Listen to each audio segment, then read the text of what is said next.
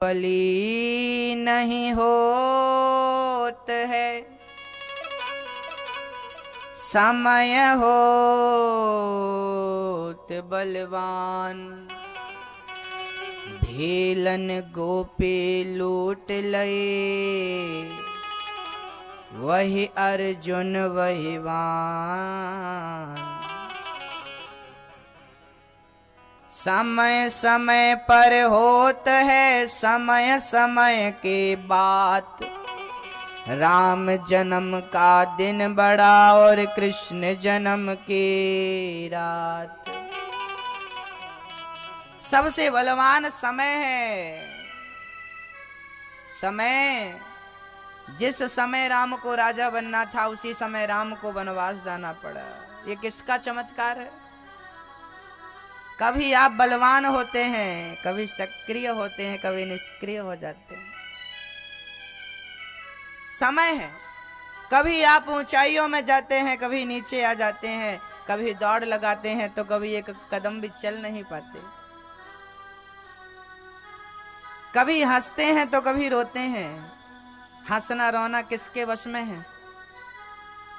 जिसने समय को पहचान लिया वो सुखी हो गया। समय को पहचानिए। समय सबसे बलवान है। महाभारत का युद्ध जीतने वाला अर्जुन भीलों से हार जाता है। क्यों हार गया भीलों से? क्योंकि तब का समय कुछ और था, अब का समय कुछ और है। वही गांडीव, वही धनुष, वही अर्जुन, पर भीलों से हार गए। तब का समय, अब का समय। समय का ख्याल रखिए भक्तों। हरिश्चंद्र को चांडाल बनना पड़ा, समय ने चांडाल बना दिया, पर बन गए वो। देखिए घटना यहां पूरी नहीं भई, कुछ और हो गया। अभी देखो समय और कुछ करता है। हरिश्चंद्र की पत्नी जिस घर में थी वहां झाड़ू करती, वहां पोंछा लगाती, वहां सारे काम निपटाती। एक दिन हरिश्चंद्र के बेटे को सांप ने डस लिया। रोहित को सांप ने डस लिया। रोहित मर गया। जब रोहित मरे, उन रोहित को उड़ाने के लिए उनकी मां के पास कफन भी नहीं था। कोई मदद करने को तैयार नहीं था। मां ने अपनी साड़ी फाड़ करके कफन बना करके अपने पुत्र को कफन उठाया और गोद में लेकर जब चली, एक भी आदमी साथ में गया नहीं कि चलो अर्थी को कंधा हम दे दें, कंधा दे दे। कोई कंधा देने वाला नहीं बचा उस बच्चे को। जब वो मरा, मां अपने बच्चे को, लाल को लेकर के रोती रोती, संयोग देखिए उसी शमशान में पहुंच गई जिस शमशान में हरिश्चंद्र चांडाल बने थे। रोने लगी, हे विधाता क्या किया तूने? आज इस बच्चे के पिता इसके पास होते, इसे आज अंतिम विदाई देते। जब वो पूछेंगे कि मेरा बेटा रोहित कहाँ गया, मैं क्या जवाब दूंगी? जैसे ही रोहित नाम सुना, हरिश्चंद्र दौड़े दौड़े आए। देवी कौन हो? रात्रि के समय तुम विलाप क्यों कर रही हो?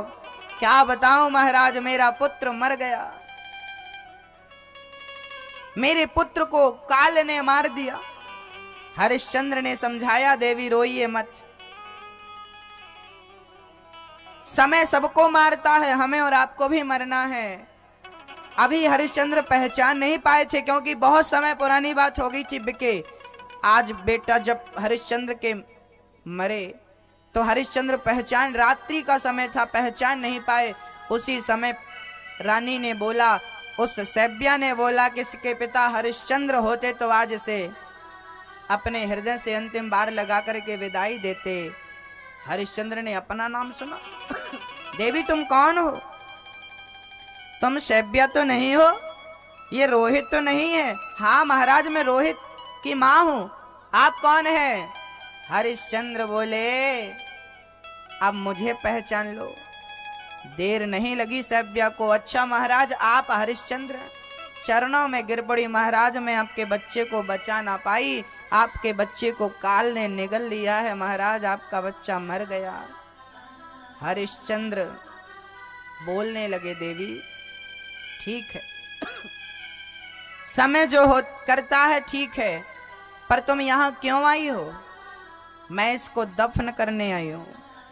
हरिश्चंद्र बोले, ये हमारा धर्म है, परहित सरिस धर्म गिन तो लेते। हो गए 24।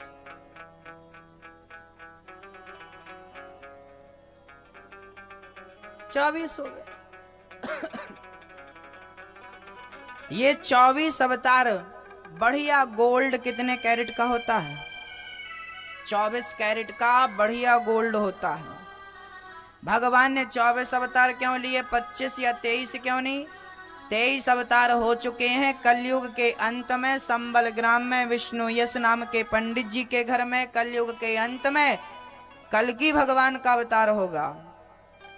कलयुग की उम्र कितनी है? 4,32,000 वर्ष। अभी कलयुग की उम्र कितनी हो गई? बोले 5,500, 5,063 वर्ष बीत गए हैं कलयुग के।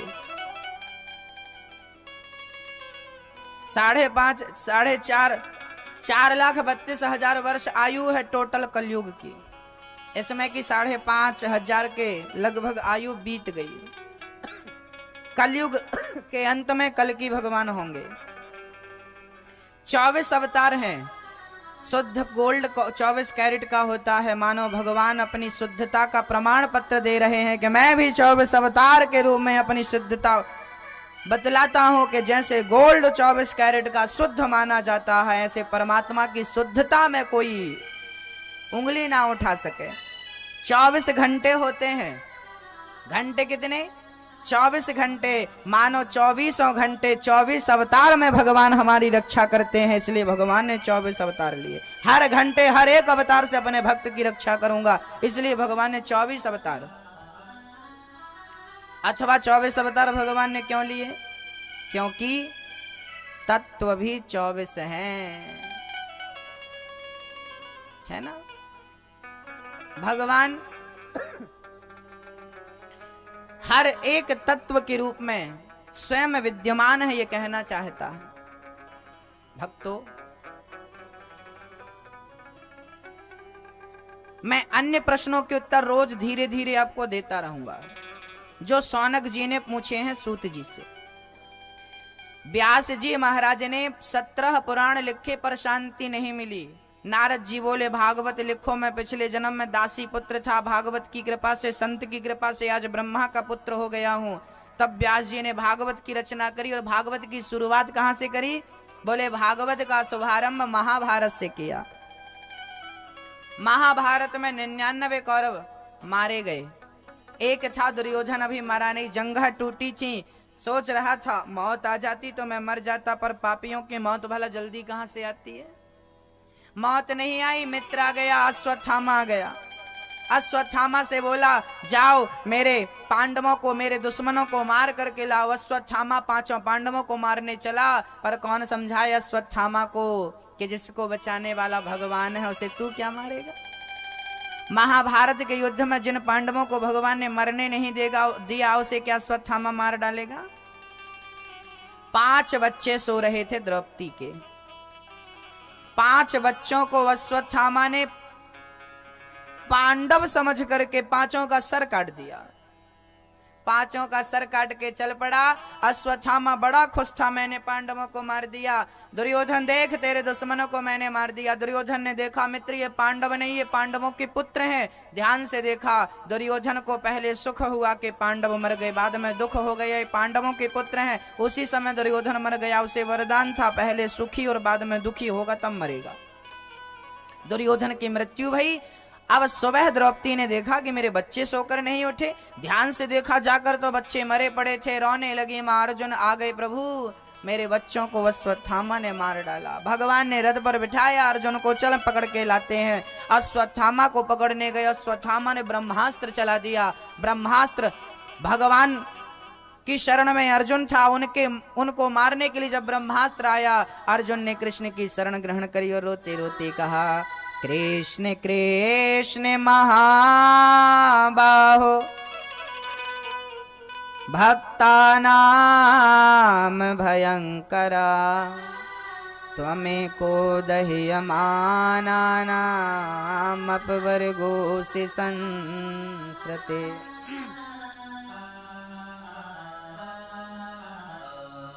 अर्जुन चरणों में आए, कन्हैया मैं आपकी शरण में हूँ, मुझे बचा लो, इसने ब्रह्मास्त्र चलाया है, मैं मर जाऊंगा। भगवान ने बोला तू भी ब्रह्मास्त्र चला। अर्जुन ने ब्रह्मास्त्र चलाया और दोनों ब्रह्मास्त्र टकराए, पृथ्वी डोलने लगी। भगवान ने दोनों को शांत किया। अर्जुन ने अश्वत्थामा के केश पकड़े, द्रौपदी के सामने खड़ा कर दिया। द्रौपदी तेरे पुत्र का हत्यारा तेरे सामने खड़ा है, जो सजा देना चाहती है दे दे। द्रौपदी बोली है इसे छोड़ दो। हाथ में रस्सी बंधी थी अश्वत्थामा के, रस्सी खोल दी, पांव की रस्सी खोल दी और अश्वत्थामा भाग जा। अर्जुन बोले देवी द्रौपदी क्या तुझे इस हत्यारे पर दया आ रही है? द्रौपदी बोली दया मुझे इस पर नहीं, दया मुझे इसकी मां पर आ रही है। जैसे मैं अपने बच्चों के वियोग में आज तड़प रही हूँ, इसको मार दोगे तो कल से इसकी माँ भी इसके वियोग में रोने लगेगी, और इसको मार देने से मेरे मरे हुए बच्चे जिंदा नहीं हो जाएंगे। देखिए तो क्या धर्म है। खुद के 5 बच्चे मर गए जिस मां के, आज वो हत्यारे पर दया कर रही है। तुलसी दया न छोड़ियो, कब तक? जब तक घट में प्राण, दया धर्म का मूल है, पाप मूल अभिमान। दया कब तक करें मैया? आपसे पूछा जाए कि दया कब तक करें, बोलिए कब तक करें? एक बहू बोली गुरुजी सास बहुत गाली देती है। मैंने कहा सुन लिया कर। बोला कब तक सुने? मैंने कहा जब तक जिंदा है तब तक सुन, मर जाएगी तो कोई नहीं बोलेगा कि सुन। जब तक जिंदा सुनना पड़ेगा। कब तक सुने? जब तक जिंदा हैं, जीवित हैं, तब तक सुने, तब तक सुनना चाहिए। दया धर्म का मूल है, पाप मूल अभिमान। तुलसी दया न छोड़ियो, जब तक घट में प्राण, जब तक जिंदा हो तब तक दया करो, तब तक झुको, दया करो। आज ना लोगों के अंदर दया नहीं है। हमारे भारत में ना कितनी दया थी, क्यों? पृथ्वीराज चौहान ने कितनी बार क्षमा किया था दुश्मन को, लेकिन एक बार जब उसने पकड़ लिया तो पृथ्वीराज जी ने कहा था कि मैंने तुझे कई बार छोड़ा है, तो एक बार मुझे छोड़। नहीं छोड़ा, और नहीं छोड़ा क्या किया? आंख फोड़ डाली। आंख फोड़ डाली पृथ्वीराज चौहान की, और आंख फोड़ करके दूर बैठ गया और बोला मैंने सुना है कि तू शब्द भेदी बाण जानता है, जरा इस घंटे पर बाण तो चला, एक बाण से इन 7 घंटों को जरा बजा कर तो बता। चंद्रवरदाई नाम सुना होगा, बैठा था, आंख फूट गई। देखो ये भारत है, कौन सा भारत है? हम दुश्मन को माफ करते हैं, हम दुश्मन को क्षमा करते हैं। हमने आज तक पाकिस्तान पर अटैक नहीं किया, उसने कई बार अटैक किया। हम भारतीय लोग क्या बोलते हैं? विश्व का कल्याण हो। अमेरिका, लंदन, पाकिस्तान, जापान, रूस आदि आदि देश कभी नहीं बोल सकते कि विश्व का कल्याण हो। विश्व का कल्याण हो सिर्फ भारत ही है जो विश्व का कल्याण चाहता है, और कोई नहीं चाहता। इसलिए ये जयकारा सिर्फ भारत लगाता है। विश्व का क्या जरूरत पड़ी हमें पाकिस्तान से? विश्व में पाकिस्तान भी आता जो हमारे जवानों को रोज मारता है। हम रोज जयकारा करते हैं विश्व का कल्याण, मतलब इसका भी कल्याण हो दुष्ट का। ये हमारे ब्लड में है, ये हमारे खून में है। हम किसी का बुरा नहीं चाहते, हमारे अंदर दया है, लेकिन आज वो दया सो गई है। जगाओ उस दया को। तुलसी दया ना छोड़ियो जब तक घट में प्राण। आंख फूट गई जब पृथ्वीराज चौहान की, और शब्द भेदी बाण दिया गया। तब क्या बोला था चंद्रवरदाई ने? 4 बांस 24 गज, अंगुल अष्ट प्रमाण, ता ऊपर सुल्तान है, मत चूको चौहान। आज का इंजीनियर कितना भी बड़ा इंजीनियर बन जाए, बिना इंची टेप के नाप नहीं सकता, बिना इंची टेप के हिसाब किताब कर नहीं सकता। और पहले का क्या इंजीनियर था, बैठे बैठे उसने गणित लगा ली। 4 बांस 24 गज, अंगुल अष्ट प्रमाण, ताऊ पर सुल्तान है। पहले की गणित, पहले की बुद्धि कितनी आगे थे, वो इंची टेप के बिना जान ली। और जो मारा तो सामने वाला, हम क्षमा करते हैं, लेकिन सामने वाला जब हम क्षमा नहीं करता तो हम मरने के पहले अपने दुश्मन को निपटा दिया करते हैं। ये सिखाया है हमें पृथ्वीराज चौहान ने। ताऊ पर सुल्तान है, मत चूको चौहान, मारा बाण धराशायी कर दिया दुश्मन को। हम क्षमा करना जानते हैं, इसका अर्थ ये नहीं है कि आप कुछ भी बोलो, कुछ भी करो। हम क्षमा करते हैं, इसलिए आज भारत के लोग, बहुत सारे लोग कह रहे हैं हम भारत माँ की जय नहीं बोलते या नहीं बोलेंगे, है ना। हम लोग क्षमा करते हैं, ये हमारा स्वभाव है। लेकिन जब अपनी भारत माँ के लिए बात आती है, जब आन बान और शान की बात आती है, तो हमारा सर कट जाने के बाद भी हमारा धड़ लड़ता रहता है। ये भारत है, भारत का गौरव है। क्या पढ़ा नहीं, क्या सुना नहीं गुरु नानक देव जी के बारे में? गुरु नानक देव जी के बच्चों को दीवार में चुनवा दिया गया था। कहा जाता है कि सर कट जाने के बाद भी बहुत दूर तक वो लड़ते रहे, अपने दुश्मनों का संहार करते रहे। अरे भाई, ये भारत है, यहाँ एक से बढ़कर एक योद्धा निकले हैं। हमें युद्ध में विजय भी प्राप्त करनी है और क्षमा भी करनी है। क्षमा बड़न को चाहिए, छोटन को उत्पात, काहरि को घट गयो जो भृगु मारे लात। भृगु जी ने लात मारी थी भगवान विष्णु को, भगवान को लात मारी। भगवान ने चरण पकड़ के कहा कि भृगु जी, मेरी छाती बड़ी कठोर थी, आपके चरण बड़े कोमल थे, कहीं चोट तो नहीं आ गई? इतना दयालु कौन होगा? इसलिए दया करो। माँ दयालु होती है, माँ करुणा की मूर्ति होती है। आज बेचारी वो माँ परेशान है। माँ बच्चों पर दया करती है, पर बच्चों को मम्मी पर दया नहीं आती।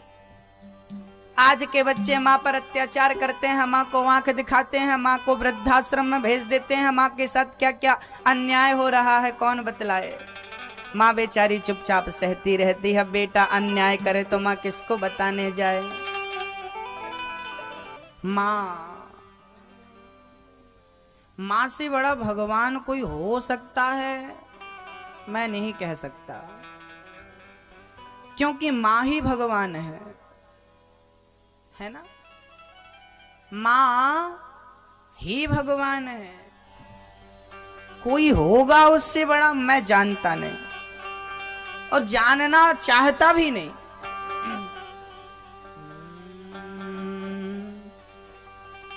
क्योंकि पूजा है तुझको, पूजेंगे हरदम, माँ के ही अर्पण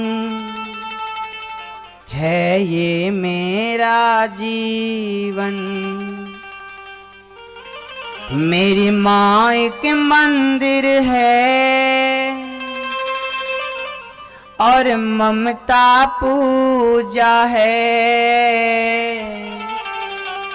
एक वो ही भगवन है और कोई न दूजा है। ये मेरी कहानी है, प्यारी जिंदगानी है। आज हूँ मैं जो कुछ भी, मेहरबानी तेरी है। पूजा है तुझको, पूजेंगे हरदम, माँ के ही अर्पण है ये मेरा जीवन। माँ मुझे अपने आंचल में लगा ले,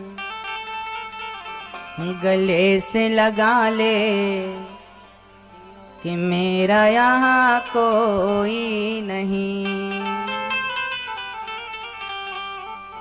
फिर न सताऊंगा माँ, अपना बना ले, गले से लगा ले कि मेरा यहाँ कोई नहीं। मेरा यहाँ कोई नहीं, मेरा यहाँ कोई नहीं।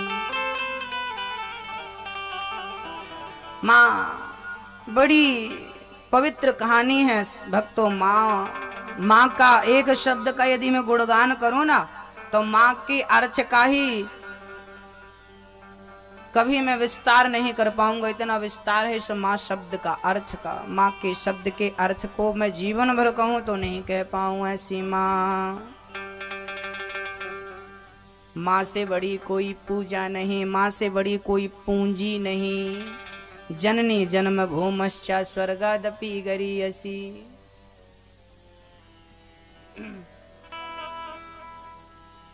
माँ द्रौपदी ने कहा कि इसे छोड़ दो, अश्वत्थामा को छोड़ने की बात कही। कन्हैया बोले प्रभु, कन्हैया बोले द्रौपदी तुम सही कह रही हो। भीम बोले कि नहीं नहीं मैं इसे छोड़ नहीं सकता। भगवान बोले छोड़ दो। क्या करूं मैं? अर्जुन बोले प्रभु मैं क्या करूं? बोले तू कुछ मत कर। ब्रह्मबंधुर्नहन्तव्या आतताये बढ़ाधारणः मयैवो भयमाम्नातं परिपाह्यनुशासनम्। ब्राह्मण को कभी मारो मत, आताताई को कभी छोड़ो मत। अर्जुन के मन में आया कि इसके मणि निकाल लूं। अश्वत्थामा के सर में मणि थी, छीन करके उसे धक्के मार के नगर से निकाल दिया गया। अश्वत्थामा ने मणि छीन कर उसे निकाल दिया। उसका घोर अपमान जब उसने देखा कि मेरा अपमान हुआ, उसने ब्रह्मास्त्र चला दिया उत्तरा के गर्भ को नष्ट करने के लिए। उत्तरा दौड़ी दौड़ी कृष्ण की शरण में आई। भगवान ने उत्तरा के गर्भ की रक्षा करी। आज कुंती बुआ ने भगवान से कुछ मांगा, कन्हैया मैं तेरे से कुछ मांगती हूँ। कन्हैया बोले बुआ क्या मांगती हो? मैं तरस गया तुझे कुछ देने को, तू क्या मांगती है? आज कुंती बुआ ने भगवान से जो मांगा, आज तक किसी संसार के प्राणी ने भगवान से ये नहीं मांगा होगा जो आज मांगा है कुंती बुआ ने। क्या मांगा? कृष्णाय वासुदेवाय देवकी नंदनाय च नंद गोपी कुमाराय गोविंदाय नमो नमः। ब्राह्मण को कभी, अब देखिए कुंती बुआ कह रही हैं हमें दे दो, जो मांगती हूं दे दो। क्या मांगती है कुंती बुआ? विपदः सन्तु नः शाश्वत तत्र तत्र जगद्गुरु। आज कुंती बुआ भगवान से दुख मांग रही हैं। दुख। कुंती बुआ बोली हैं श्याम सुंदर हमें दुख दे दो, हमें और कुछ नहीं चाहिए। कन्हैया बोले बुआ जब से तुमने होश संभाला दुख ही दुख पाया, आज हमसे दुख मांग रही हो। बोलने लगी कुंती बुआ गोविंद जब जब दुख आया है तब तब हमने तुझे अपने करीब पाया है, जब जब सुख आया है तब तब हमने तुझे अपने से दूर पाया है। अब तू ही बता ऐसे सुख का क्या करें जिस सुख में मेरा कृष्ण मुझसे दूर हो जाए। लाख गुना अच्छा दुख है जिस दुख में कम से कम कृष्ण को याद तो करती हूँ। ऐसे सुख पर पत्थर पड़े, हमें सुख नहीं चाहिए गोविंद, हमें दुख चाहिए। कन्हैया ने कहा बुआ मैं दुख कहां से लाऊं? कुंती बुआ बोली हमें सुख नहीं चाहिए। कुंती बुआ बोली, लाक्षागृह में आग लगा दी कौरवों ने। यदि ये दुख नहीं होता तो इस दुख से बचाने के लिए आप भी तो नहीं आते। जब जब दुख आता है ना, भगवान आता है बचाने। लेकिन आपको सुख चाहिए, दुख चाहिए किसे? भरी सभा में द्रौपदी की लाज लूटी गई, उस दुख से बचाने कौन आया था? दुख ना होता तो क्या कृष्ण होते? दुख ना होता तो कोई कृष्ण को याद करता? नहीं। भरी सभा में द्रौपदी की साड़ी खींची, भगवान ने वस्त्र बनकर के साड़ी बढ़ाना प्रारंभ कर दिया। साड़ी बीच नारी है कि नारी बीच साड़ी है कि साड़ी ही की नारी है कि नारी ही की साड़ी है। दुशासन बोला, कौन है, क्या है? बाद में पता चला, द्रौपदी बोली, मूर्ख, ना साड़ी बीच नारी है, ना नारी बीच साड़ी है, ना साड़ी ही की नारी है, ना नारी ही की साड़ी है। ये तो मेरा वृंदावन बिहारी है जो चीर बनकर खिंचा जा रहा है, खिंचा जा रहा है। भगवान ही चीर बनकर खिंच रहे हैं। भगवान ने कुंती बुआ से कहा, मैं दुख नहीं दे सकता, मैं आपको अपने आप को ही लुटाता हूं। भगवान ने अपने आप को समर्पित कर दिया। बुआ बड़ी प्रसन्न हो गई। आप को जब थोड़ा सा दुख आता है ना, आप बड़े परेशान हो जाते हो। जब आपके घर में सुख आता है तो आप सोते हो, आपको भगवान याद नहीं आता। इसलिए घर में ना, जीवन में प्रभु थोड़ा सा दुख बना के रखना, कम से कम उस दुख में तू याद आता रहे। हे प्रभु, सुख में रख या दुख में रख, हम सब में तैयार हैं रहने को। हमें तो सुख भी अच्छे हैं, दुख भी अच्छा है। बस दुख में रखो या सुख में रखो, बस अपने चरणों में रखने का वादा करो। चरणों में रखोगे, अपने से दूर नहीं करोगे बस। क्यों? क्योंकि सुख भी हमें प्यारे हैं, दुख भी हमें प्यारे हैं। छोड़ूं मैं किसे भगवन, दोनों ही तुम्हारे हैं। किसको छोड़ूं, किसको अपनाऊं?